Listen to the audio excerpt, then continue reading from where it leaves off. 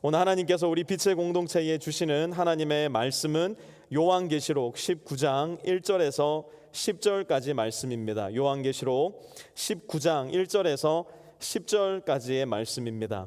함께 합독하실 때는 6절과 7절 두 절 말씀 함께 합독하겠습니다. 찾으신 분들은 자리에 다 일어나 주시고요. 가정의 교회들도 자리에 다 일어나셔서 우리 두 절 말씀 한 목소리로 합독하도록 하겠습니다. 함께 읽습니다. 시작. 또 나는 큰 무리의 음성과 같기도 하고 큰 물소리와 같기도 하고 우렁찬 천둥 소리와 같기도 한 소리를 들었습니다. 할렐루야, 주 우리 하나님 전능하신 분께서 왕권을 잡으셨다. 기뻐하고 즐거워하며 하나님께 영광을 돌리자. 어린 양의 혼인날이 이르렀다. 그의 신부는 단장을 끝냈다. 아멘. 자리에 앉으시고요.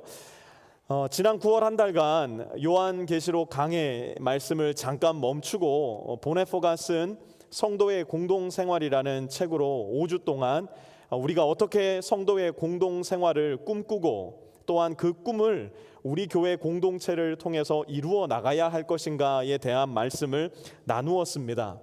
이제 다시 요한계시록 말씀으로 돌아와서 우리가 공부하다 남은 마지막 4장의 이야기를 한번 나누어 보려고 하는데요. 특별히 요한계시록 마지막 이 4장은 우리 인류 역사의 피날레를 장식할 마지막 장면을 대단히 구체적으로 보여주는 말씀이 기록되어 있습니다. 그 피날레의 장엄한 시작을 여는 장면이 바로 오늘 본문 19장 말씀의 시작입니다. 할렐루야. 여기 신앙생활을 오랫동안 하신 아주 좋은 초등 유아교육을 받으신 분들은 할렐루야라는 말이 나오면 자동적으로 아멘이 나오는 그런 습성이 있다는 것을 아실 겁니다. 왜 그런지는 모르겠는데 어떤 성도님의 말에 따르면 저는 반동 기질이 너무 많아서 그렇다라는 이야기를 하시던데 왜 그런지는 모르겠지만 저는 이러한 선동 구어와도 같이 사용되는 할렐루야와 아멘을 별로 좋아하지 않습니다. 예전 부흥사라고 불리시던 분들이 흔히 강단에 서시면 제일 먼저 했던 말씀 중에 하나가 할렐루야였어요. 아멘 안 하면 축복 못 받는다 그러고 아멘 하는 사람만 하나님이 복 주신다 그러고 거기에 대고 또 아멘 하면 더 세게 아멘 하는 사람한테만 복이 갈 거라 그러고 저는 이거 사실 굉장히 안 좋아합니다. 왜냐하면 성경에는 할렐루야와 아멘이 이런 식으로 쓰이지 않기 때문이에요. 성경 어디를 보아도 할렐루야라는 말에 아멘을 세게 한다고 하나님이 복 더 주시고 너 아멘 살살했어 너는 복 조금만 줄 거야 이렇게 말씀을 안 하시더라는 거예요. 성경에는 내가 기분이 좋을 때 돈을 많이 벌었을 때 내 자녀가 좋은 학교를 들어갔을 때 할렐루야라고 이야기하지 않더라는 겁니다. 신약 성경에는요 할렐루야라는 말이 딱 4번 등장합니다. 그런데 굉장히 재미있게도 이 4번의 할렐루야가 오늘 우리가 공부할 요한계시록 19장에 전부 다 기록되어 있습니다. 언제 하나님의 사람들은 할렐루야라고 외쳤을까?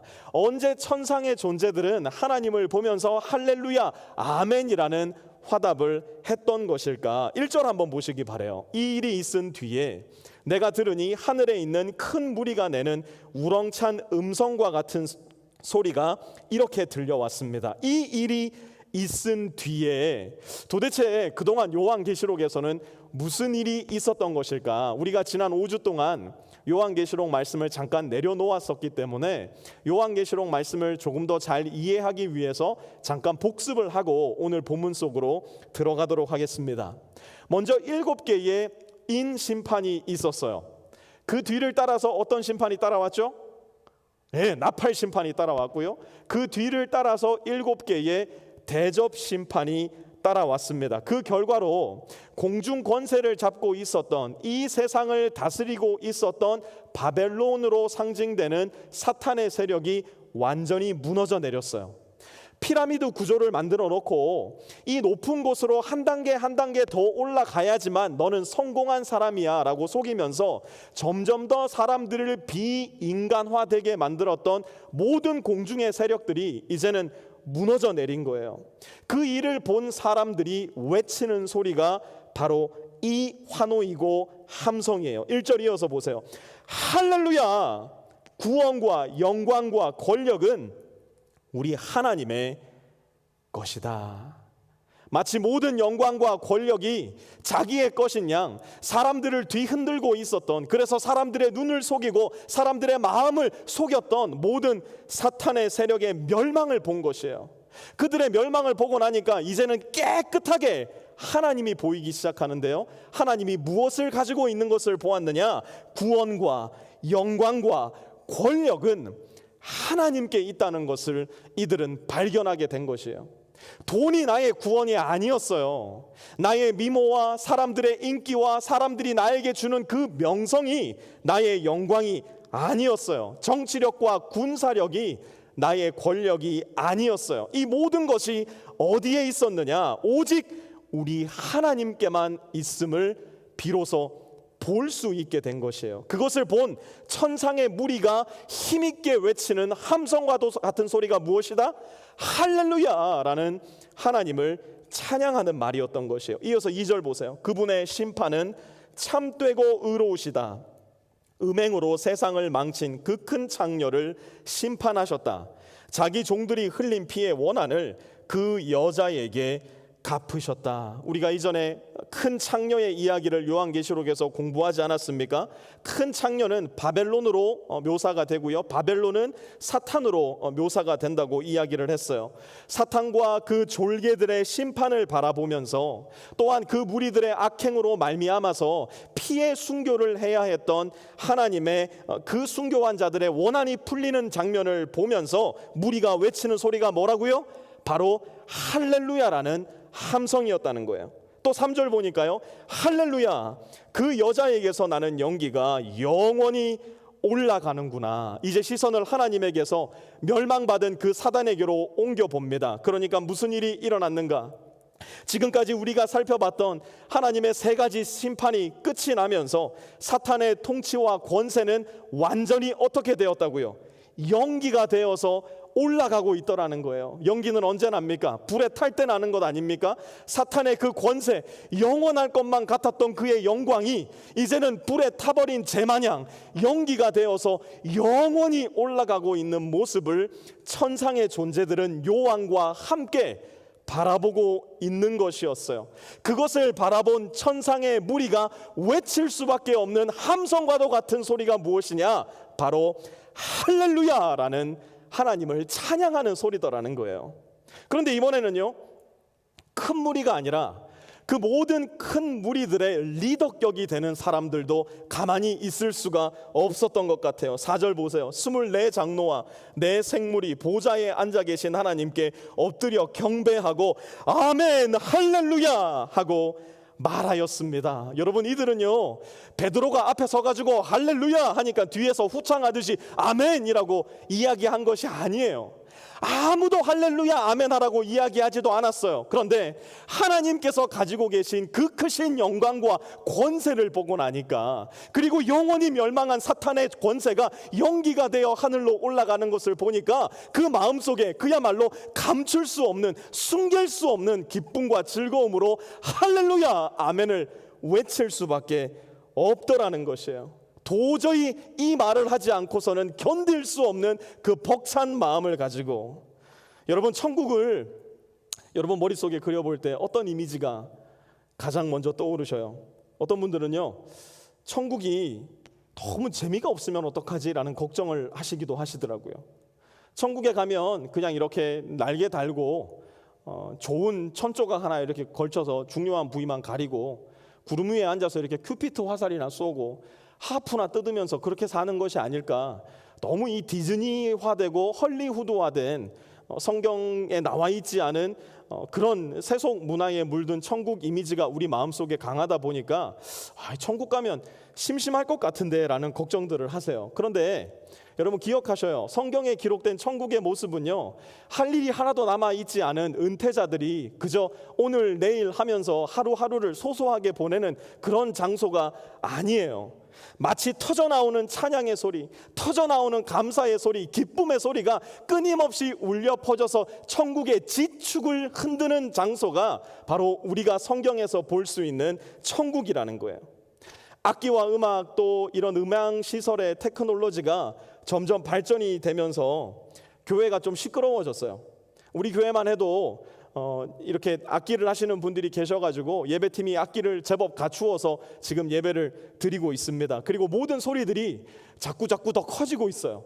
모든 악기 소리들, 싱어의 소리들, 저의 목소리도 이 음향 장비의 발달과 함께 자꾸 커지고 있어요. 저는요, 개인적으로 생각을 한다면 이거 그렇게 좋아하는 편은 아니에요. 저는 항상 마음속에 이렇게 단음으로 찬양하는 할렐루야 주의 성도들이 이 자리에 모여 예배하네, 이렇게 옛날 수도사들이 노래하듯이 이런 모습을 아직도 마음속에 조금 동경하고 있는 것이 좀 사실이에요. 그런데 왜 하나님께서 이런 교회 안에 악기가 들어오게 허용을 하시고 또 싱어들의 소리가 커지게 하시고 이런 음향 장비들의 발전을 이렇게 허용을 하셨을까, 혼자 이렇게 생각을 해보다가 오늘 말씀과 함께 만나서 이런 생각을 했어요. 하나님이 지금 우리 천국에 와서 귀가 너무 아프지 않도록 좀 준비를 시키고 계신 게 아닐까. 왜? 천국은 우리가 생각하는 대로 조용한 장소가 아니기 때문에 그래요. 천국은 정말로 날마다 기쁨의 소리와 즐거움의 소리와 감사의 소리가 터져 흐르는 곳이기 때문에 그렇다는 것이에요. 5절과 6절 한번 보세요. 그때에 그 보좌로부터 음성이 울려왔습니다. 하나님의 모든 종들아, 하나님을 두려워하는 사람들아, 작은 자들과 큰 자들아, 우리 하나님을 찬양하여라. 같이 한번 읽어보죠. 시작. 또 나는 큰 무리의 음성과 같기도 하고 큰 물소리와 같기도 하고 우렁찬 천둥 소리와 같기도 한 소리를 들었습니다. 여러분, 큰 물소리 들어보셨습니까? 우렁찬 천둥 소리 들어보셨습니까? 텍사스에 사신 지 1년 이상 되신 분들은 뭐 이런 우렁찬 천둥 소리 많이 들어보셨을 거예요. 혹시 나이아가라 폭포 가보신 적 있으십니까? 그 물 앞에 서셔서 옆에 있는 사람들이랑 이야기해 보신 적 있으세요? 하다못해 아침에 샤워를 할 때도요, 샤워기 물줄기 소리 때문에 문 밖에서 누가 부르면 잘 못 듣습니다. 물소리에서 그렇게 큰 소리가 나는 거예요. 이 가을 저처럼 나이아가라 폭포 한 번도 못 가보신 분들을 위해서 이 가을의 풍경과 함께 제가 잠시 여러분들을 나이아가라 폭포로 모시도록 하겠습니다. 한번 나이아가라 폭포와 다녀오시죠.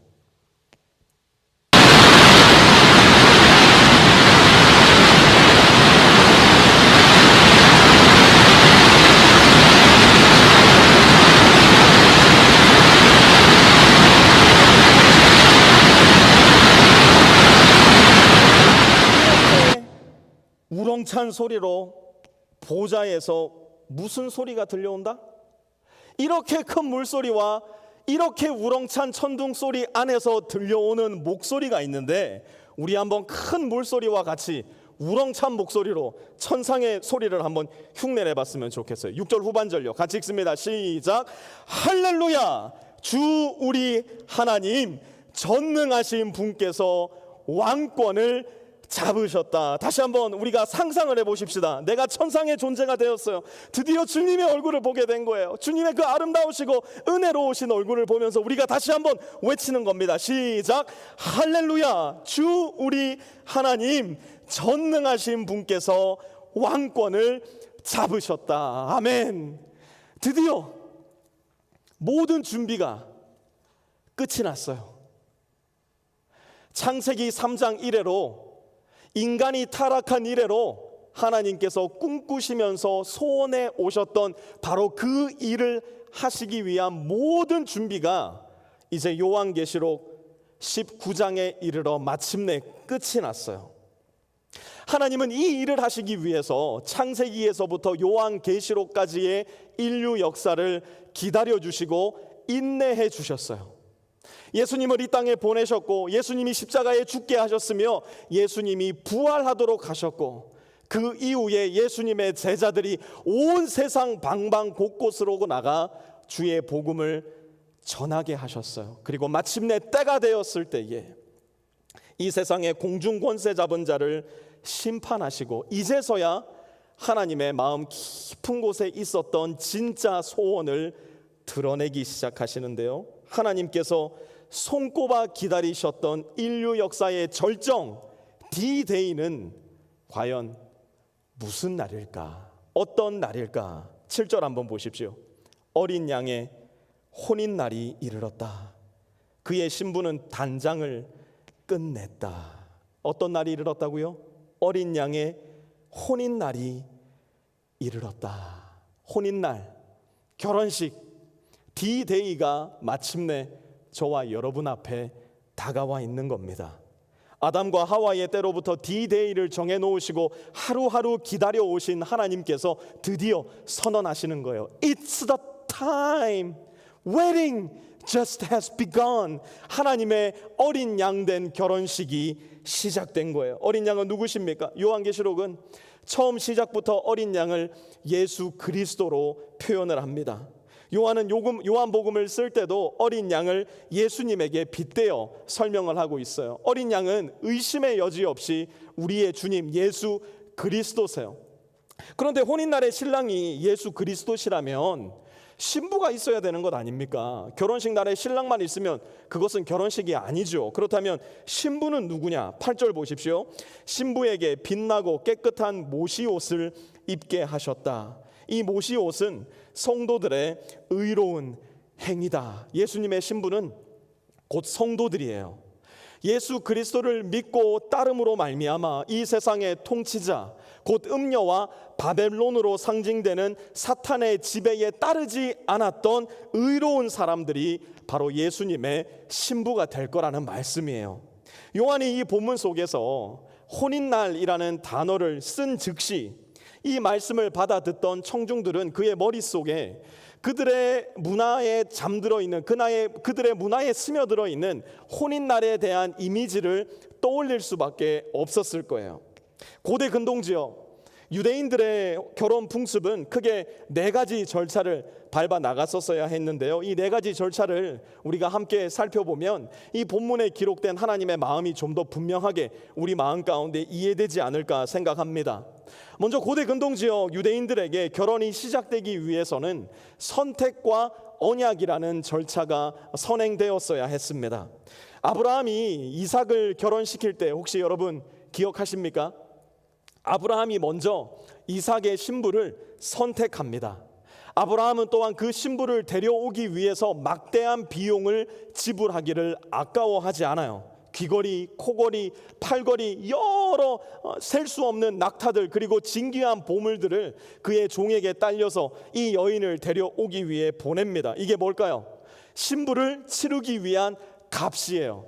우리에게는 이 개념이 조금 생소할 수 있는데 고대 근동지역 유대인들은 신부를 데려오기 위해서는 그 신부에 걸맞은 값을 치루어야만 했던 것이에요.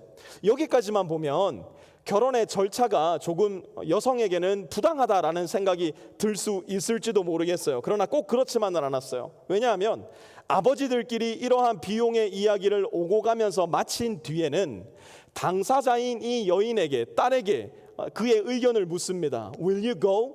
Will you marry this guy? 그런 다음 이 여인의 선택을 기다리는 거예요. 리브가에게 이 질문을 했을 때 리브가가 무엇이라고 대답했을까요? 예, 저는 가겠습니다. 예, 저는 이 남자의 신부가 되겠습니다. 그러면 이제 이들의 관계는 언약의 관계 속으로 들어가게 되는 거예요. 오늘날 우리의 결혼 문화에는 너무나 부재한 그러나 여전히 오늘날 우리 결혼 문화에도 너무나 필요한 이 언약의 관계로 들어가게 되는 거예요. 하나님은 저와 여러분들을 예수 그리스도의 신부로 삼으실 때 그야말로 그분의 목숨의 값으로 언약을 맺어 주셨어요. 우리를 선택하셔서 예수님과 결혼시키기 위해서 그분의 본체 되신 독생 예수 그리스도를 목숨값으로 피값으로 저와 여러분을 위해 치르신 것이에요. 이처럼 유대인들의 마음에는 결혼하면 가장 먼저 떠오르는 이미지가 선택과 언약이라는 생각이었어요. 이어서 결혼에는 약혼 기간이 따른다는 것을 고대 근동 유대인들은 누구라도 명확하게 알고 있었어요. 보통 결혼을 위한 선택과 언약의 기간이 지나면 약 1년 정도의 약혼 기간이 뒤따랐습니다. 이 기간 동안 신랑과 신부는 결혼을 준비해 나가는 것이죠. 요셉과 마리아가 정혼을 했을 때 여러분 기억나세요? 이들은 성관계를 갖지 않았어요. 왜냐하면 약혼 관계에 있었기 때문에 여전히 결혼 전까지는 준비의 시기라는 것을 알고 있었기 때문이에요. 이처럼 고대 근동 유대인들은 결혼 약속을 했어도 바로 결혼하지 않고 약 1년여 기간의 약혼 기간을 거쳤던 것이에요. 이러한 결혼 풍습에 익숙했던 사도 바울은요, 이 약혼이라는 단어를 사용해서 오늘을 살아가는 저와 여러분이 예수님과 어떤 관계에 있는지 이렇게 말씀했어요. 고린도후서 11장 2절에서 3절 함께 봅니다. 나는 여러분을 순결한 처녀로 그리스도께 드리려고 여러분을 한 분 남편 되실 그리스도와 약혼시켰습니다. 그러나 내가 두려워하는 것은 뱀이 그 간사한 꾀로 하와를 속인 것과 같이 여러분의 생각이 부패해서 여러분이 그리스도께 대한 진실함과 순결함을 저버리게 되지나 않을까 하는 것입니다. 바로 저와 여러분이 아직까지 천국에 가지 않고 이 세상에 남아있는 이유는 저와 여러분이 예수 그리스도와 약혼 기간에 있기 때문이에요. 약혼한 사람이 다른 여자에게 한눈 팔면 됩니까? 안 됩니까? 아니 나는 약혼만 했을 뿐인데 까짓거 다른 여자한테 한눈 팔면 어떻습니까? 라고 이야기하는 사람은 미련한 사람이에요. 가련한 사람이에요. 아주 비겁하고 아주 나쁜 사람인 겁니다. 비난받을 소리고 손가락질 당해 마땅한 천박한 생각이에요. 예수님께서 우리를 선택하실 때 그분은 그분의 피값을 우리를 위해서 지불하셨어요. 예수님께서 목숨을 내어놓고 저와 여러분을 선택해 주셨다고요. 왜요? 때가 되었을 때 예수님의 순결한 신부로 저와 여러분과 함께 결혼 관계 속으로 들어가기 위해서예요. 그렇다면 여전히 약혼 기간을 살아가는 저와 여러분은 오늘 이 세상 가운데서 예수님의 신부로 어떻게 살아야 할 것인가? 예수님을 향해서 진실함과 순결함을 지키는 것이에요. 그렇다면 진실함과 순결함은 예수님을 대해서 어떻게 지켜야 되는 겁니까? 의문이 생길 수 있을 거예요. 예수님의 말씀을 한번 들어보십시오. 누가복음 14장 26절입니다. 누구든지 내게 오는 사람은 자기 아버지나 어머니나 아내나 자식이나 형제나 자매뿐만 아니라 심지어 자기 목숨까지도 미워하지 않으면 내 제자가 내 신부가 될 수 없다. 여러분 이 말씀 좀 가혹하지 않아요?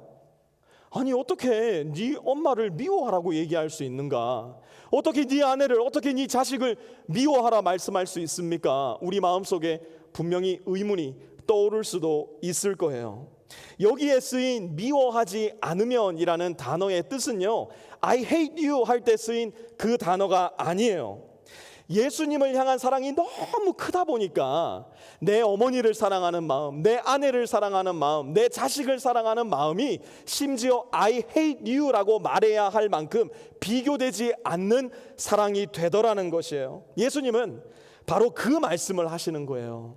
너희가 여전히 이 세상을 살아가고 있다면 이 마음의 준비를 해야 한다.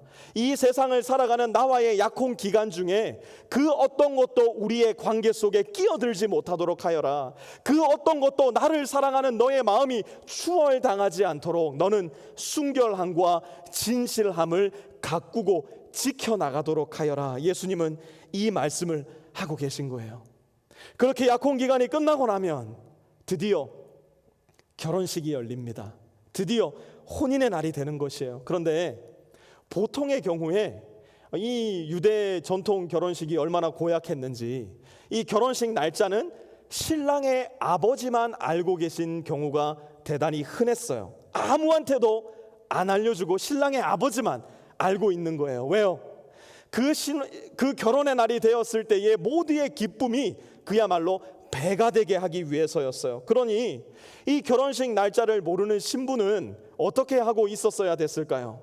하루하루 약혼한 신부로서 혼인날이 이를 그날까지 자기 자신을 잘 준비하고 있어야 되는 거예요.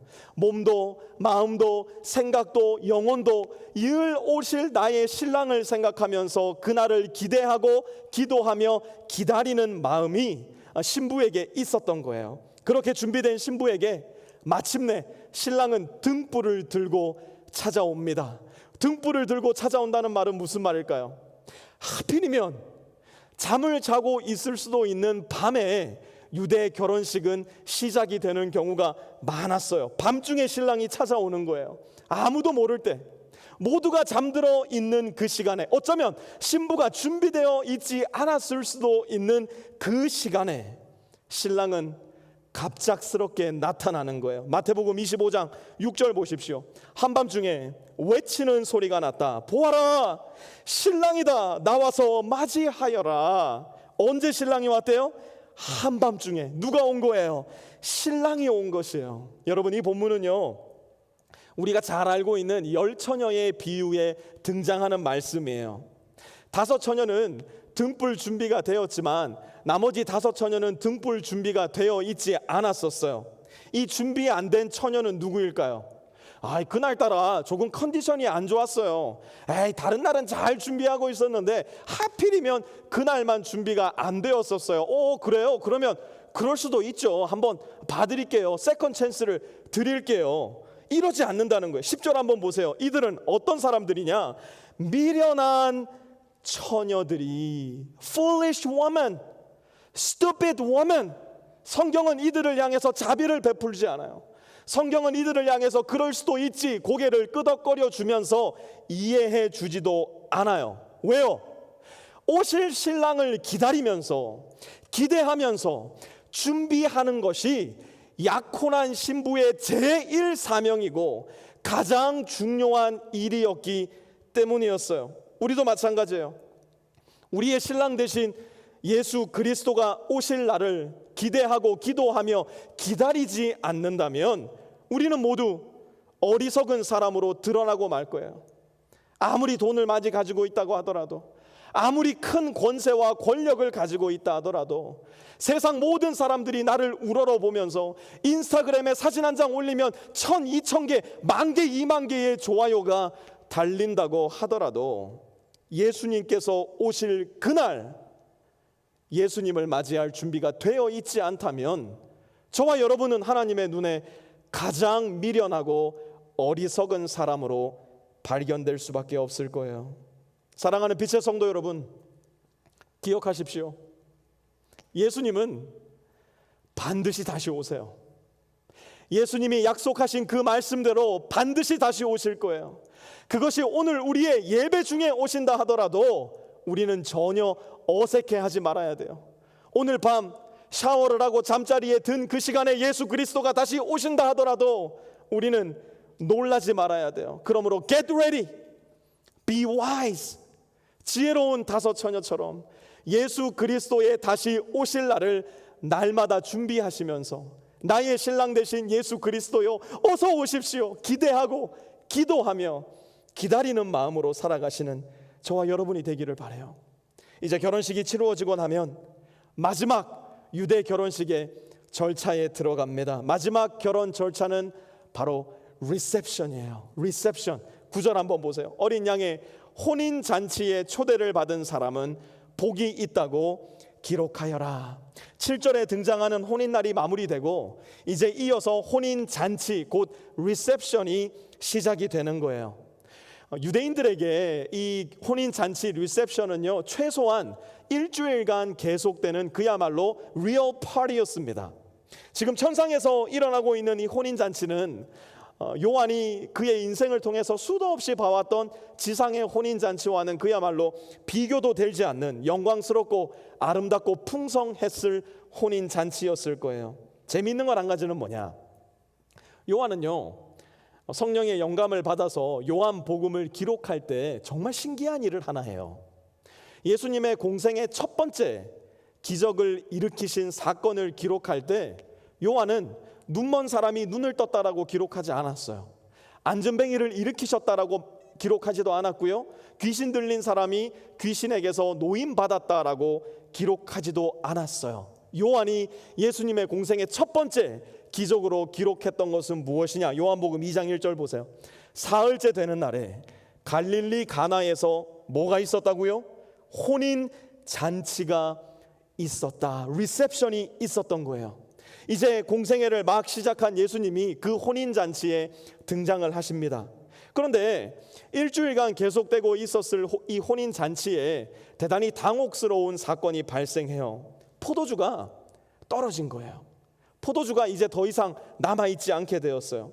이것은 특별히 신랑과 신부 측 아버지에게 대단히 치욕스러운 사건이 될 수 있었다고 합니다. 우리에게는 사실 이게 왜 부끄럽지, 그냥 동네 마트 가서 포도주 더 사오면 안 되나 라는 생각을 할 수 있지만요, 이 당시에는 포도주가 그렇게 만들어지는 것이 아니었고요, 또 만약 혼인잔치에 포도주가 떨어지면요, 이 신부 측에서 신랑 측에게로 고소를 할 수도 있었대요.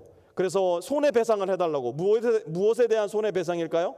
나의 평판이 땅에 떨어진 것에 대한 손해배상을 해야 된다라고 이야기할 만큼 혼인잔치에서 포도주가 떨어지는 것은 대단히 위험한 사건이었다고 합니다. 그런데 이 혼인잔치가 혼인 비극이 될 수도 있었을 이 상황에 예수님이 하신 것이 무엇이냐? 예수님이 말씀하시니 물이 변하여 뭐가 됐어요? 포도주가 돼버린 거예요.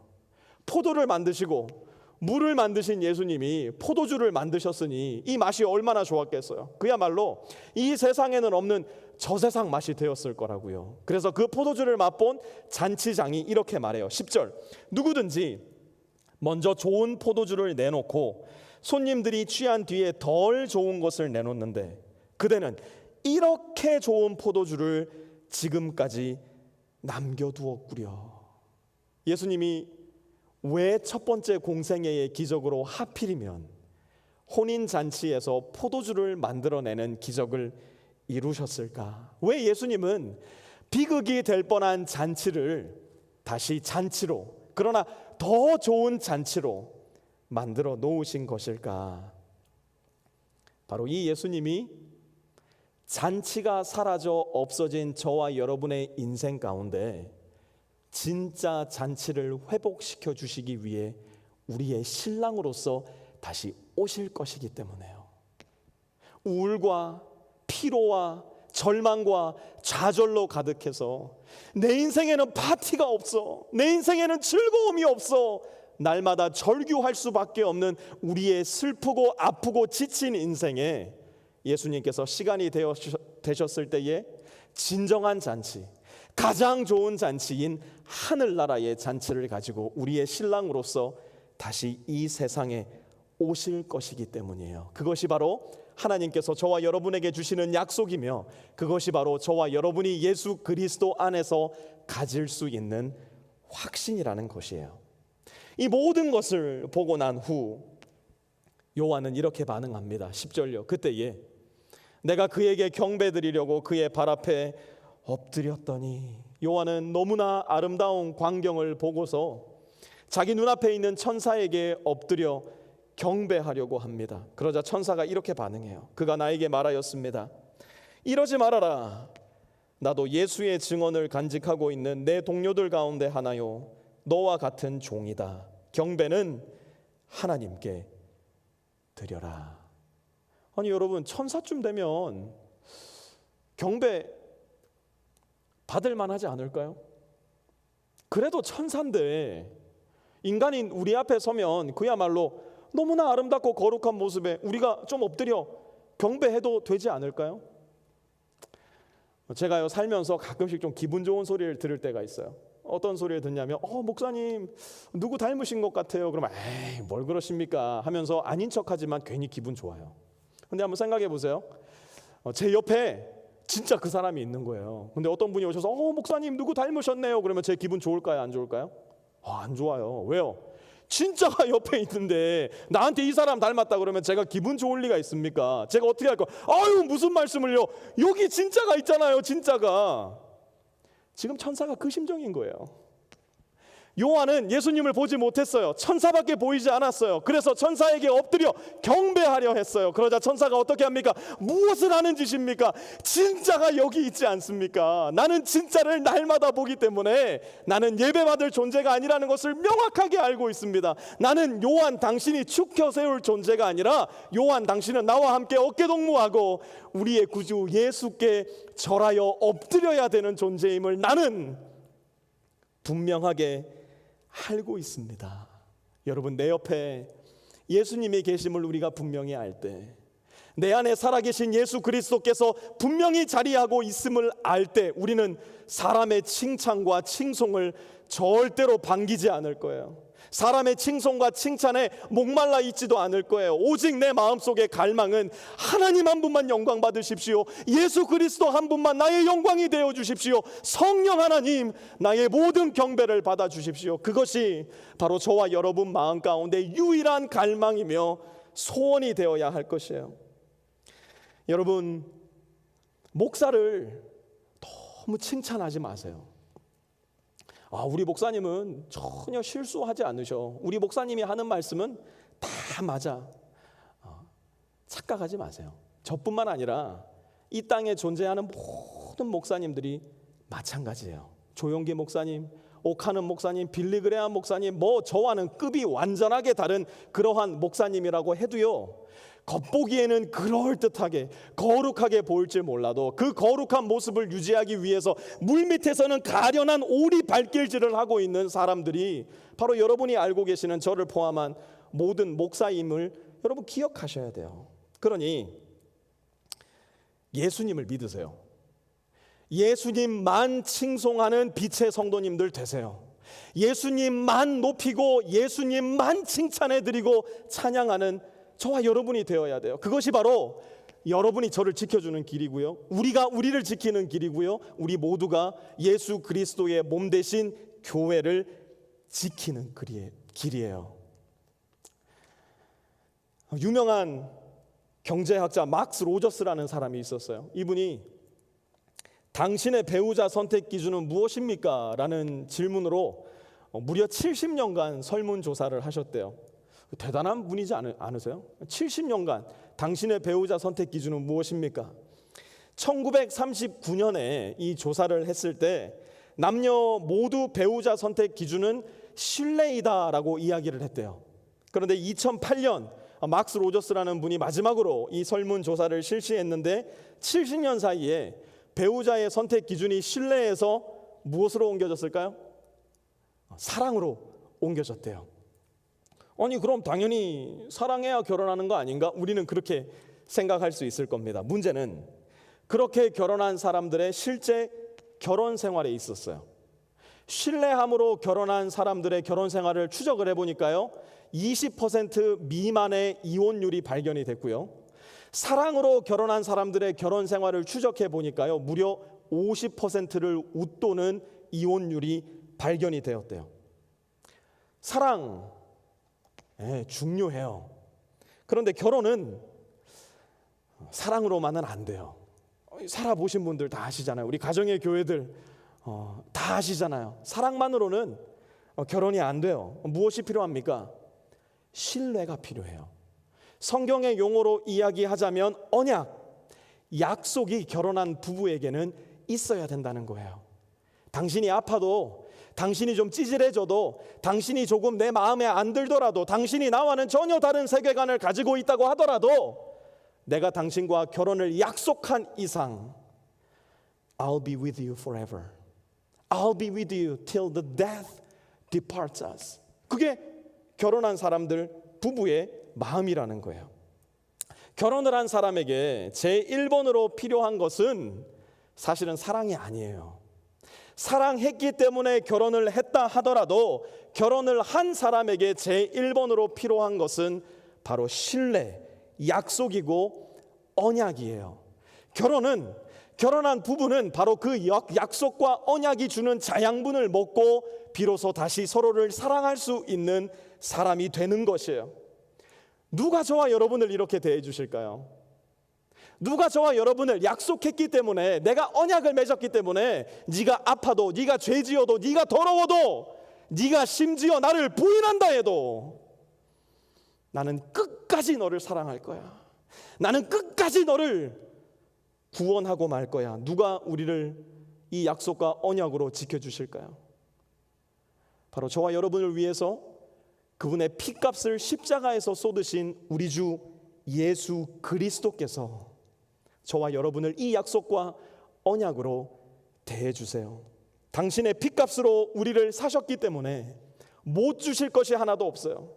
우리가 이쁘고 아름답고 거룩하고 순결해서 그런 게 아니에요. 우리와 언약을 맺으셨기 때문이에요. 우리가 예수님께 Yes Lord, I'll accept you, I'll make you my Lord 하는 순간 예수님과 우리는 언약을 맺은 사람이 돼요. 우리가 예수님을 내 마음속에 영접하고 예수님을 따라 살기로 결단하는 그 순간 우리는 예수님과 약혼한 사람들이 되기 때문이에요. 그러면 이제 우리는 어떻게 살아야 합니까? 예수님으로부터 우리를 떨어뜨려 놓으려 하는 온갖 유혹의 손길, 여러분 지금 오늘 여러분 마음 가운데 있는 바로 그 유혹의 손길을 담대하게 뿌리치셔야 돼요. 예수님보다 더 우리 마음의 중심에 자리하려고 나도 모르는 사이에 스물스물 내 마음의 왕좌에 앉아있는 바로 그것을 기꺼이 미워하고 왕좌에서 그것을 끌어내릴 수 있는 용기를 또한 순종을 발휘하실 수 있어야 돼요. 보이지 않아도, 느껴지지 않아도, 심지어 함께 있다라는 생각이 들지 않는 그 순간에도 나는 예수 그리스도의 순결한 신부가 되겠습니다. 예수님과 그날 여러분이 맺었던 그 언약을 기억하셔야 돼요. 그래서 마침내 그날이 왔을 때, 마침내 D-Day가 저와 여러분의 인생 앞에 당돌했을 때, 여기 계신 우리 모든 성도님들, 가정의 교회들 모든 성도님들, 그날이 도적 같은 날이 되지 않기를 바라요. 아이고 큰일 났구나, 나는 이제 어떻게 하면 좋은가 당황하지 않으시기를 바라요. 드디어 주님이 오셨군요. 내가 벌써 이 날을 언제부터 기다렸는데요. 내가 기도하고 기다리고 기대하고 있었던 그날이 드디어 오늘이군요. 주님을 경배합니다. 나의 신랑 되신 주님을 찬양합니다. 그 기쁨의 찬양 소리와 감사의 함성이 그래서 할렐루야 외치는 큰 물소리와도 같은 찬양의 소리가 우리 빛의 성도님들 모든 마음 가운데서 흘러 넘쳐 나올 수 있기를 우리 구주 예수 그리스도의 이름으로 축원합니다. 우리 말씀을 거두는 기도 함께 하나님께 올려드리기 원하는데요, 우리 이렇게 기도합시다. 마침내 이루어질 하나님의 최종 승리와 사탄의 최종 패배를 기뻐하며 할렐루야 아멘을 외치는 성도들 되게 해주십시오. 예수 그리스도의 순결하고 진실한 신부가 되어 날마다 예수님의 다시 오심을 기대하고 기도하며 기다리게 해주십시오. 하나님 앞에서 영광을 가로채고 착각 속에 살아가는 사람이 아니라 모든 영광과 경배를 하나님께 드리는 지혜로운 사람 되게 해주십시오. 우리 오늘 들은 말씀 기억하시면서 말씀을 거두는 기도 함께 하나님께 올려드립시다. 하나님, 마침내 주님께서 최종 승리를 이루실 그날을 우리 마음 가운데 분명한 믿음으로 볼 수 있도록 도와주시고, 하나님의 그 최종 승리와 사단의 최종 패배 앞에서 아멘 할렐루야 외칠 수 있는 우리 성도들 다 될 수 있게 도와주옵소서. 하나님, 순결한 신부가 되고 싶습니다. 오늘도 주님을 기다리고 내일도 주님을 기다리며 기대하고 기도하는 마음으로 날마다 살아가는 주의 순결한 신부가 되기를 원하오니 우리 모든 빛의 성도들의 마음을 주님 주장하여 주시고 이 세상 그 어떤 것도 우리 성도들의 마음을 뒤흔들지 못하도록 주님을 향한 사랑을 날마다 키우고 주님 다시 오심을 날마다 기대하며 살아가는 우리 모든 성도들 되게 하여 주시옵소서. 하나님 앞에서 영광 가로채는 어리석은 사람 되지 마시고 주님 홀로 영광 받아 주십시오. 주님만 영광 받으실 때 참 기쁨과 감사와 즐거움이 내 마음에 넘치는 진짜 주님을 아는, 진짜 주님을 마음에 모시고 사는 우리 성도들 되게 하여 주시옵소서. 사랑의 하나님, 나를 위해 핏값을 기꺼이 십자가 위에서 지불하시고 새끼손가락 손에 걸고 내가 너와 함께 할게 언약을 맺어주신 예수님으로 말미암아 감사를 드립니다. 이제 우리도 그 언약 속에서 예수님의 약혼자가 되어 이 세상을 살아가고 있사오니 예수님 아닌 그 어떤 다른 곳에도 우리의 마음을, 우리의 한눈을 팔지 않도록 도와주시고 우리가 누리며 살아가는, 또한 우리가 사랑하고 좋아하며 살아가는 그 어떤 것들도 예수님을 사랑함에 도저히 따라잡을 수 없는 그러한 크기와 높이만큼 예수님을 사랑할 수 있는 마음 우리에게 허락하여 주시어서 예수님의 약혼자로서 이 세상을 주님을 기다리고 기대하며 기도하며 살아가는 우리 빛의 성도들 다 될 수 있도록 주님의 순결한 신부로 오늘도 준비되며 살아가는 우리 빛의 성도들 될 수 있도록 하나님 역사하여 주시옵소서. 우리 주 예수 그리스도의 거룩하신 이름으로 간절히 기도드렸사옵나이다. 아멘.